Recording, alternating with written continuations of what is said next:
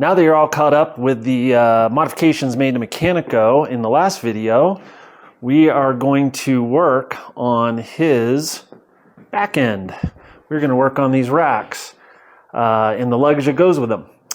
So what I've been running for the last few years are these Touratech boxes, luggage system. They have a bazillion miles on them, a couple of wars. They did a great job.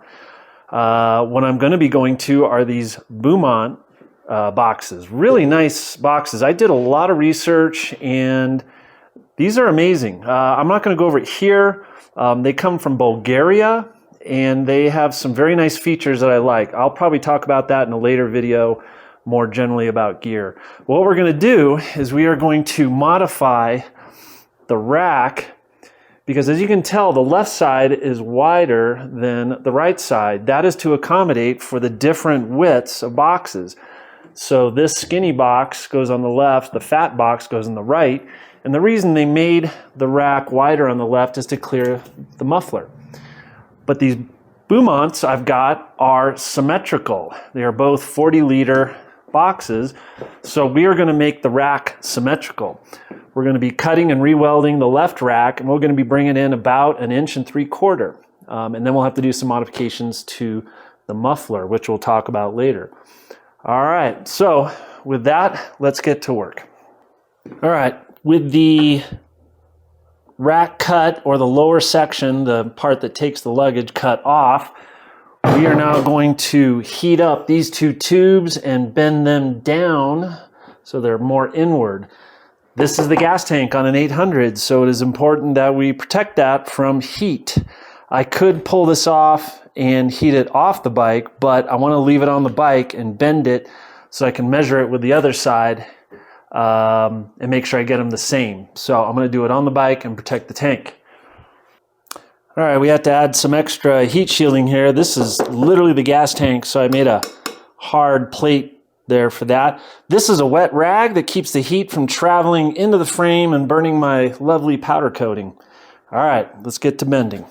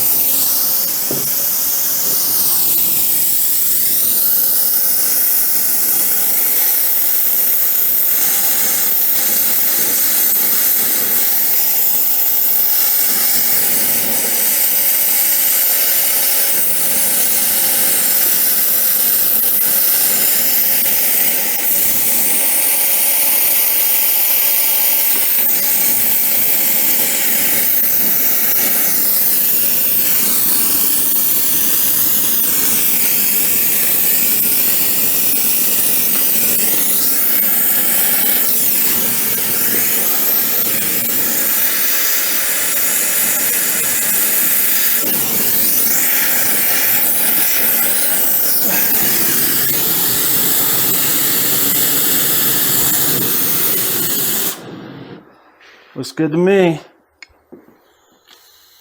Can you hear that heat going into that wet rag? Let's pull this off where it heats up. There we go. Hot.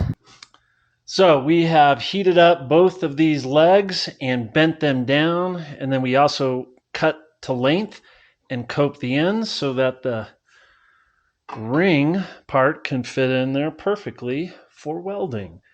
And then of course what you didn't see is the million trips I took measuring this side to the other side to make sure that they're symmetrical.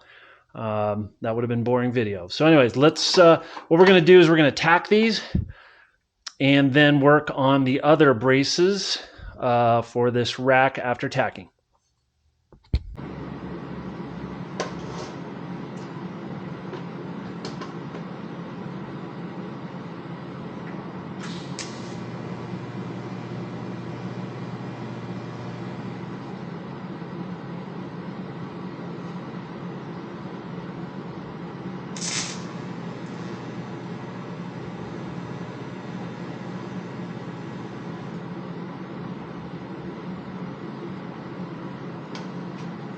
All right, with the luggage hoop tacked on, we are now going to make what I'm going to call the forward struts out of some more stainless steel tubing.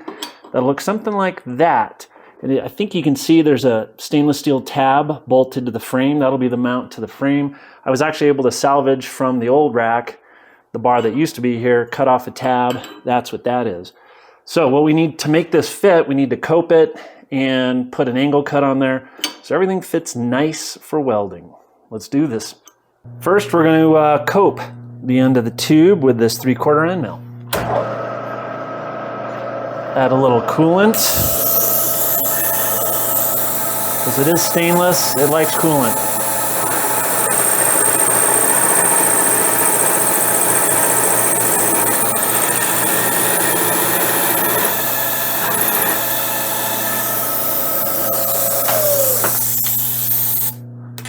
Looks good. Now to cut it at an angle so it'll be flush on that mounting bracket. You can see the line I've drawn there.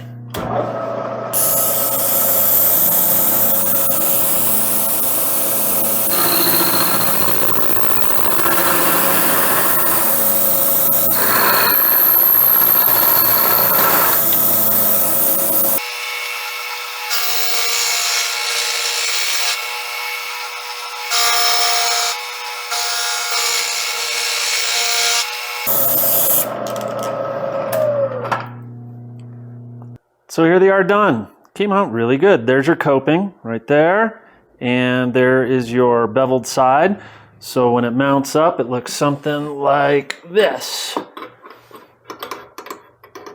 There it is. All right. You see that nice coping line or gap, or there is no gap, and it matches up to that bracket. So those are ready to go. I also made some braces. I'm going to add a little bit of support with these braces here. I think that's going to add a little more strength to the rack because my old racks seem to bend around here. Now we need to work on the rear brace. The one that came with the rack looks something like this. Problem number one is I have now narrowed the racks, so it does not fit. I would need to narrow it. Two, I do not like how they crimped the end like this. They got this beautiful strong tube and then they smash it down to flat. Guess where it bent on my other one? Right there. So we're going to make our own out of this tubing here. You can kind of see the shape out of the same 3/4 inch stainless steel tubing. However, how are we going to get it to go onto the existing rack? Well, I'm going to take this 1-inch stainless steel bar, solid bar, go to my lathe, and we're going to make a interface system that will weld here. I'll show you how that goes down on that lathe. So our plan here at the lathe is to bore a hole in this 1-inch piece of solid bar so that we can take our 3/4 inch diameter tube and slip it in there. I'll explain why we're doing this later. For right now, let's make a hole in this bar.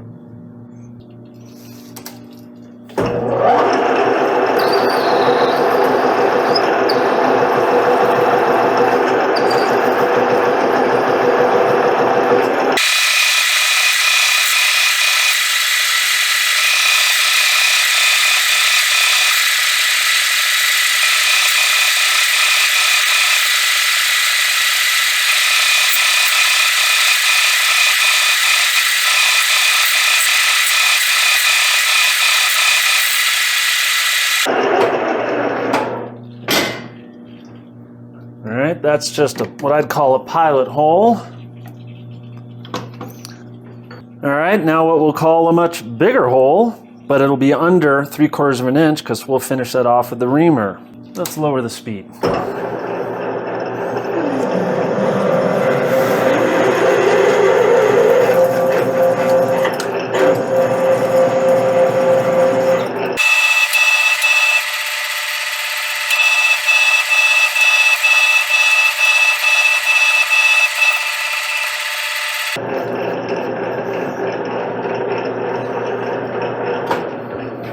All right, finally we've got the boring bar in there. We're gonna bore that drilled out hole to around 0.75 of an inch.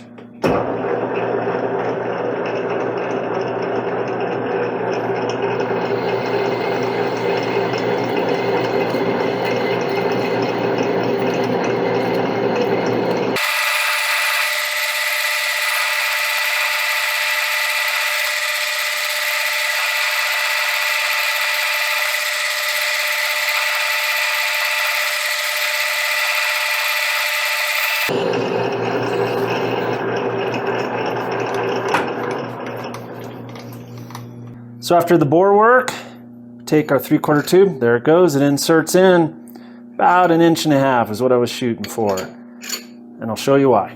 But first we need to pick the part off.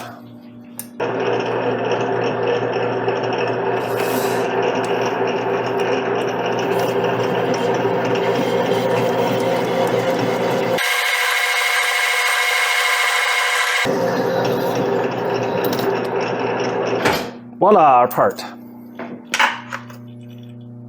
Not quite done with that tube piece. We're gonna need to cope it. Here we go.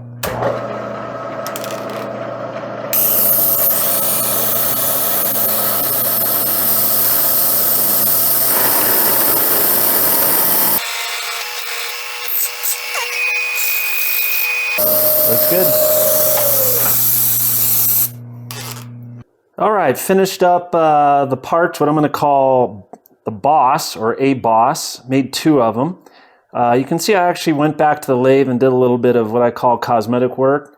Added these cooling lines to the end and a through hole and some chamfers on the end just to make it look nice and not have sharp edges. So what do these do? So how it's gonna work is this. This will now go on, weld onto the rack like so.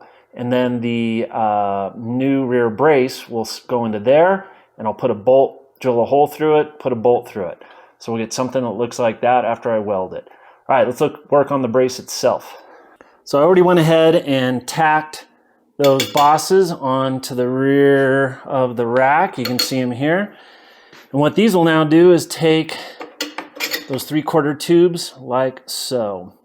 So now what I need to do is do some math and figure out the dimensions and the cut angles I need to make to finish this off.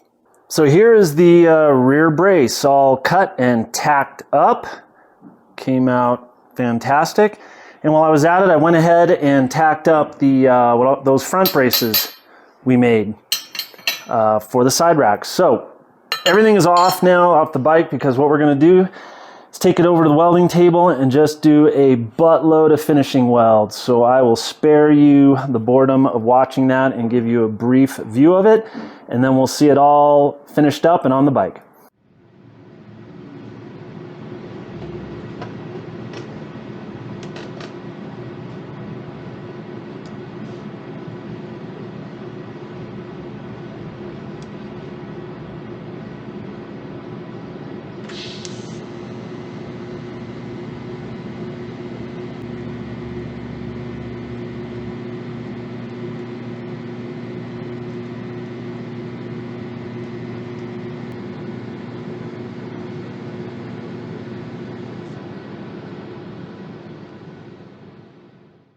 So that was about 2 hours of welding and about another hour of finishing, polishing, and a couple of holes to be drilled on those racks. So how'd it come out? Came out pretty damn good.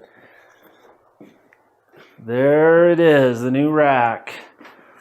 I'm gonna say my welds are okay. I'm not a welder. I'm more of a machinist than I am a welder, but I will stand by those welds. And here you can see the bosses for the rear brace welded up with the brace installed.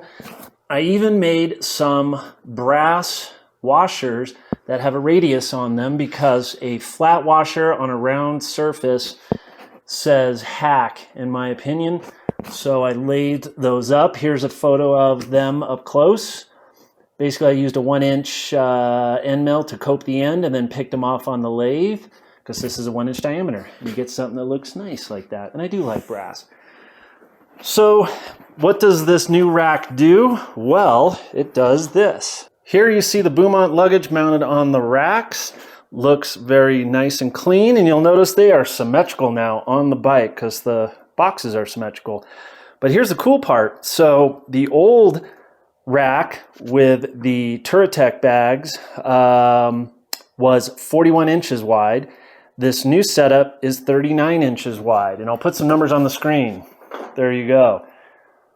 old racks with the Turitex, 41 inches, and I was getting 72 liters out of that. Now I am at 39 inches wide with 80 liters of space.